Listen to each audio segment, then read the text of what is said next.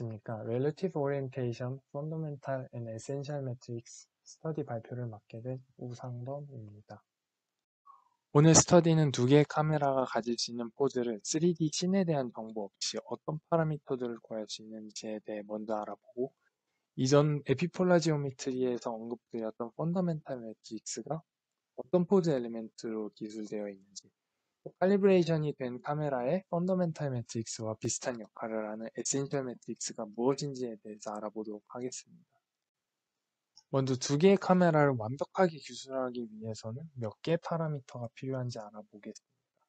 일단 칼리브레이션이 되어 있는 카메라의 경우 글로벌 로테이션과 트랜슬레이션을 합쳐서 카메라당 6개의 파라미터로 포즈가 결정되므로 카메라 페어에서의 파라미터 수는 12개일 것입니다.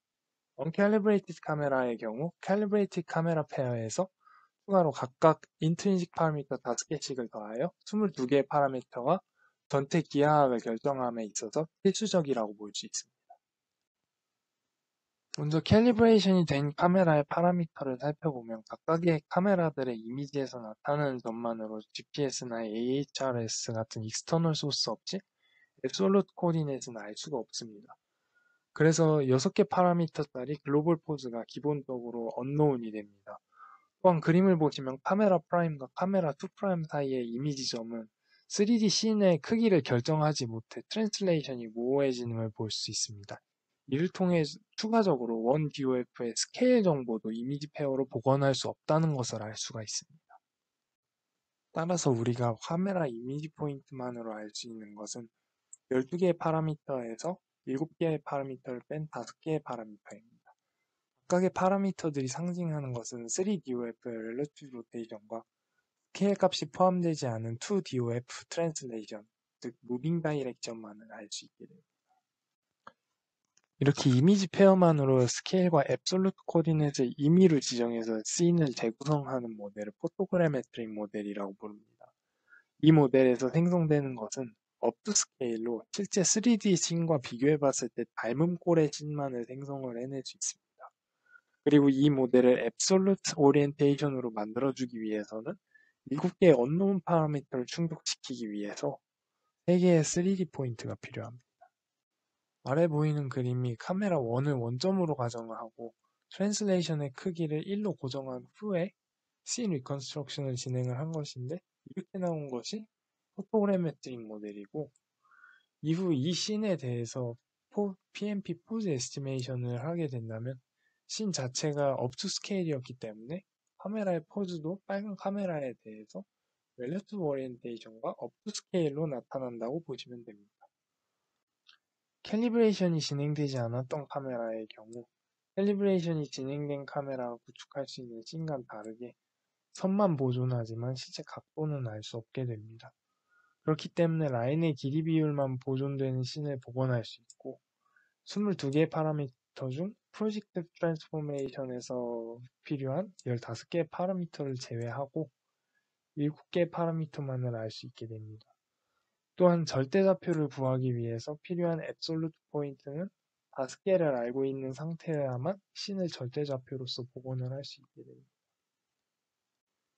지금까지의 내용을 모두 정리해보면 한 개의 카메라 안에는 칼리브레이션 된 카메라는 6개의 익스트린식 파라미터, 언칼리브레이티드 카메라는 11개의 인트린식과 익스트린식 파라미터가 필요하고, 오늘 다루는 내용은 카메라 페어이기 때문에 그 각각의 파라미터가 곱하기 2이 되어서 22개의 파라미터가 필요한 것을 볼 수 있습니다.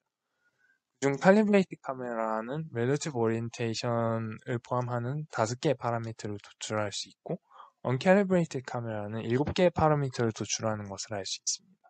이 중 이미지 자체적으로 구할 수 없는 파라미터는 각각 7개, 15개를 가진 것을 알아보았고, 이런 상황에서 앱솔루트 오리엔테이션을 복원하기 위해서 칼리브레이티드 카메라는 3개, 그리고 언칼리브레이티드 카메라는 5개의 글로벌 3D 포인트와 이미지 페어와의 매칭이 필요하다는 결론에 이르렀습니다.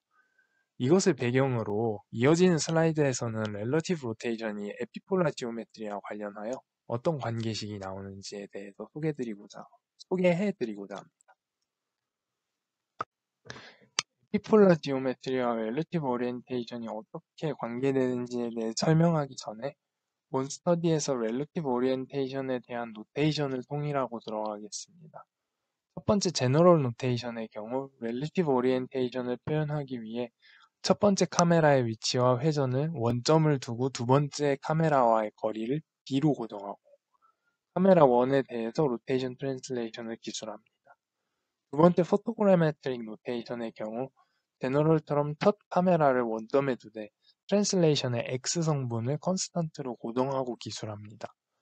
마지막 인디펜던트 노테이션에서는 벌추얼 글로벌 코디네이트과 카메라 1 노테이션을 임의의 오리엔테이션으로 고정하고 카메라 2에 대해서도 벌추얼 글로벌에 고정하는 노테이션을 사용합니다.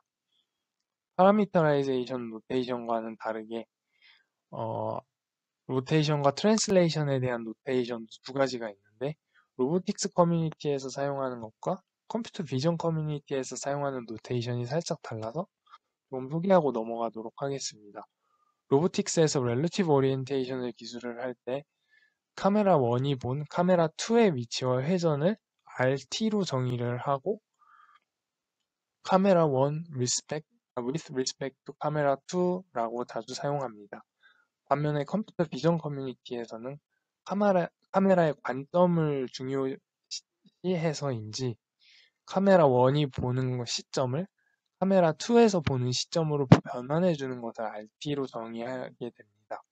이것은 즉 카메라 2 관점에서 카메라 1의 포즈로서 로보틱스와의 노테이션이 완전히 반대를 이루어져 있는 것을 볼 수 있습니다. 각 노테이션은 로테이션은 역행렬이나 트랜스포즈, 각 노테이션은 로테이션의 역행렬이나 트랜스포즈, 트랜슬레이션은 마이너스 로테이션 역행렬에 기존 t를 곱해서 호환하게 됩니다. 특히 컴퓨터 비전에서는 마이너스 로테이션에 트랜슬레이션을 곱한 것을 트랜슬레이션 외에 카메라 센터 포인트를 재정의해서 사용하는 것을 염두에 두시고 오늘 스터디에서는 저는 제너럴 파라미터라이제이션 그리고 로보틱스에서 사용하는 로테이션 1, 2, 트랜슬레이션 1, 2를 사용해서 내용 진행하도록 하겠습니다. RT로 기술되는 에피폴라 지오메트리에 대해서 설명하기 전에 저번 시간에 했었던 에피폴라 지오메트리 안에서의 성분들의 정의와 성질을 다시 한번 짚고 넘어가도록 하겠습니다. 저번에 우리는 각 카메라의 센터 포인트를 이어주는 선과 이미지 플레인이 만나는 점을 에피폴이라고 정의하였습니다. 또한 베이스라인은 O1과 O2를 잇는 벡터로서 나타내었습니다. 이미지 포인트와 에피폴을 이어주는 선을 에피폴라 라인으로 정의하였는데 이는 펀더멘탈 매트릭스에 의해서 P1의 점이 L2로 P2의 점이 L1으로 매핑되는 것을 보았습니다만 저번 시간에는 이 펀더멘탈 매트릭스가 그저 3x3 매핑 매트릭스인 것은 알겠는데 어떤 의미를 가지는지에 대해서 의문이 많이 드셨을 것 같습니다.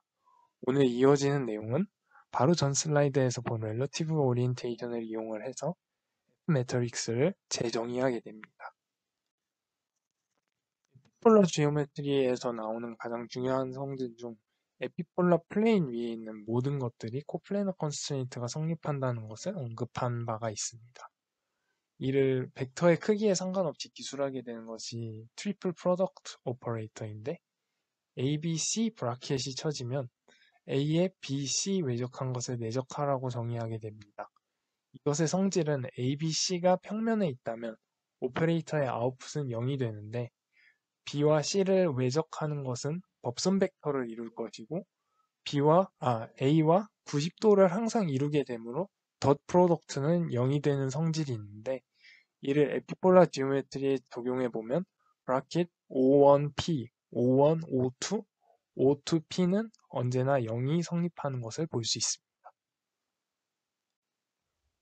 이것을 로테이션 트랜슬레이션에 대해서 기술해 보면 O1P는 이미지 플레인 1의 좌표에 칼리브레이션 매트릭스의 역을 곱한 것과 같고 O2P는 이미지 플레인 2의 좌표에 칼리브레이션 매트릭스의 역을 곱한 것에 rotation respect to O1, 즉 R12 K inverse P2가 될 것입니다.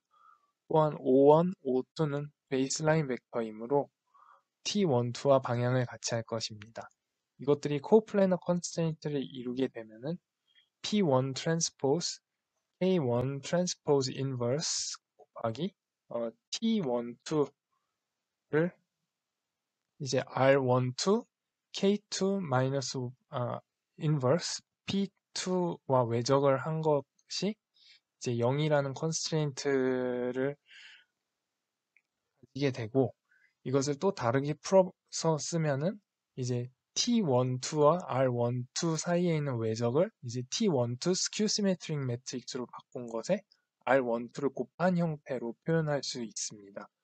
결론적으로 앞서 보았던 펀더멘탈 매트릭스의 정체는 K1, K1 인버스의 트랜스포즈 곱하기 T12 스큐 시메트릭 매트릭스의 R12를 곱하고 K2의 인버스를 곱한 것이 됩니다.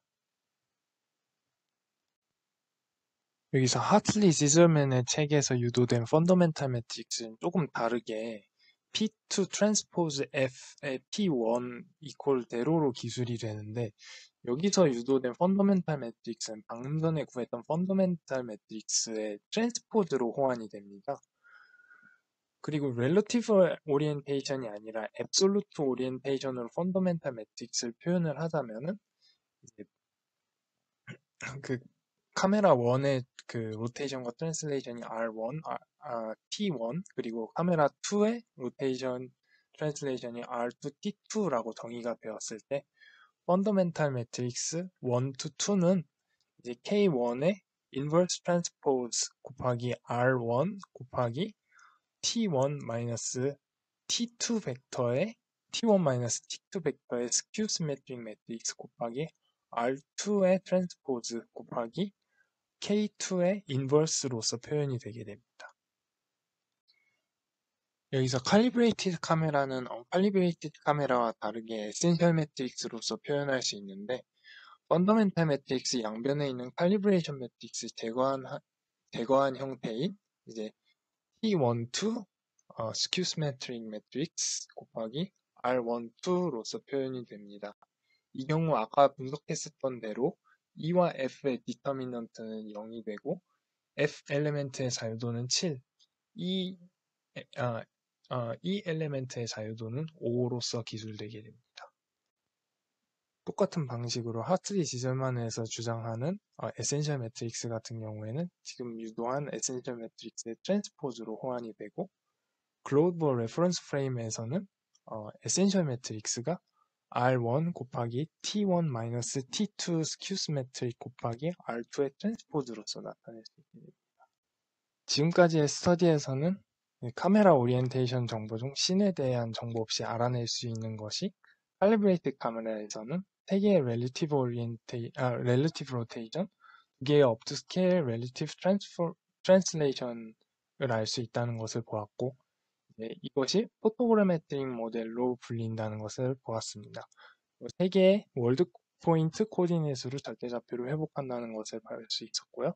언칼리브레이티드 카메라는 이제 파라미터 수가 알아야 될 것이 더 많고 언노운이 그만큼 또 많아지는 것을 볼 수 있었습니다.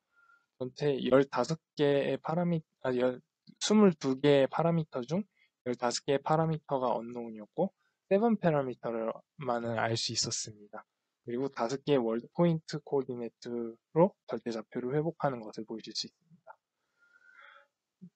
카메라 오리엔테이션과 이제 펀더멘탈의 관계, 또 이제 펀더멘탈 매트릭스 1, 2 같은 경우에 K1에다가 T 트랜스포즈 T12 스큐스 매트릭 R12 K2 인버스와 같다는 것을 알 수 있고, 노테이션에 따라서 이제 트랜스포즈로 호환이 된다는 것을 알 수 있었습니다.